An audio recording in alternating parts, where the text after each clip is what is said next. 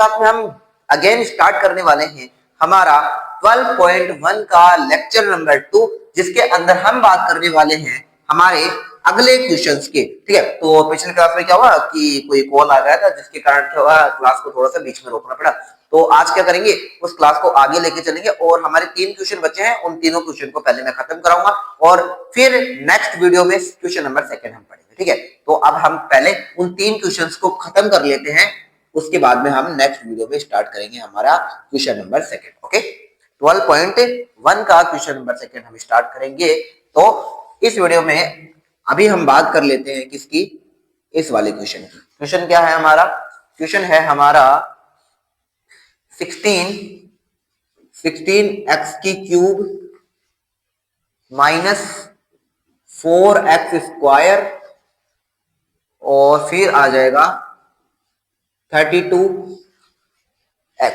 ठीक है, तो ये है हमारा क्वेश्चन और चेक कर लेता हूं कि आपको विजिबल तो है ना। हाँ बिल्कुल आपको विजिबल है, तो ये है हमारा क्वेश्चन। चलिए स्टार्ट करते हैं। ठीक है, अब कैसे करना है बेटा, 16 का 16 लिखना है सर, बिल्कुल सही है सर। 16x की क्यूब, इसे हम इससे फैक्टराइज करेंगे तो बेटा यहाँ पे सबसे छोटी डिजिट कितनी दे रखी है, 4, तो 4 तो लिखना ही होगा, तो 4 के टर्म्स में लिखेंगे हम 4 into 4 और इसको हम क्या लिख सकते हैं x into x into x, यहाँ भी सी है फिर।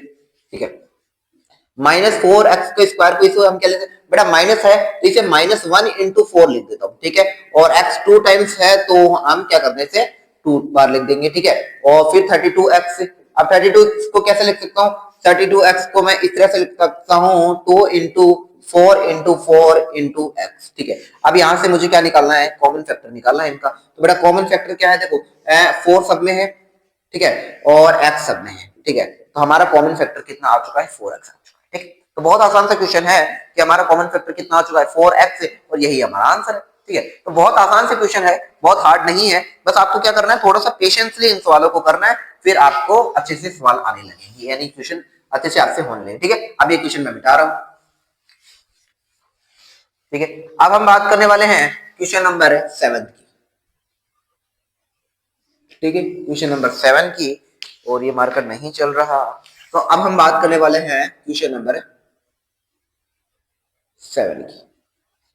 क्वेश्चन नंबर 7 की, और क्वेश्चन नंबर 7 क्या है, tan PQ, tan PQ और 20QR, 20QR, फिर हमारा क्या है 30RP, 30RP, ये हमारा क्वेश्चन है। तो चलिए स्टार्ट करते हैं। tan PQ, तो इसको मैं कैसे लिख सकता हूँ बेटा, tan PQ को मैं tan into P into Q ऐसे कैसे लिख देता हूँ। ठीक है, 20QR, इसको मैं कैसे लिखूं, इसको लिख देता हूँ 2 into 10 into 2 into Q into R, बिल्कुल ऐसे कैसे लिख देता हूँ।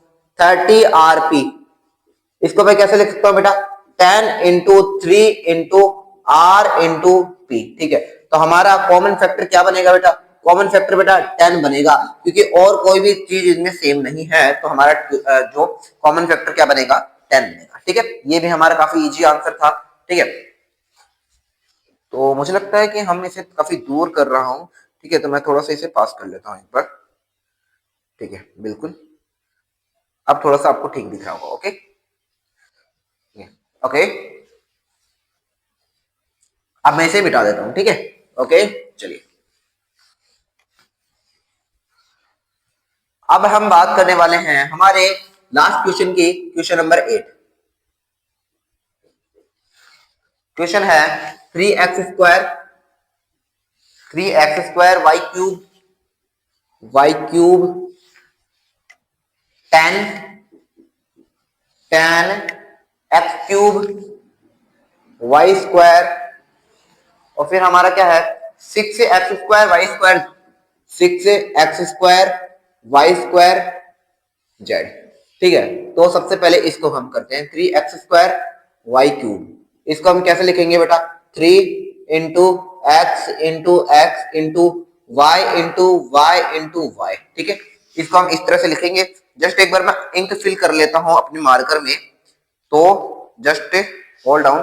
अच्छा एक काम कर लेता हूं, मैं सेकंड मार्कर से लिख देता हूं। ठीक है, ओके, अच्छा इसमें मार्कर इंक काफी ज्यादा है। ठीक है, ओके यार काफी इंक। ओके, तो अब हम अगला वाला लिखते हैं 6 ये मार्कर थोड़ा सा ज्यादा हो चुका है, इसको यूज कर लेते हैं एक बार, ठीक है। जेड, तो इसे हम लिख सकते हैं, इसे हम कैसे लिखते हैं बेटा, 3 into 2 into x into y into z। तो ये हमारा क्वेश्चन है, ओके।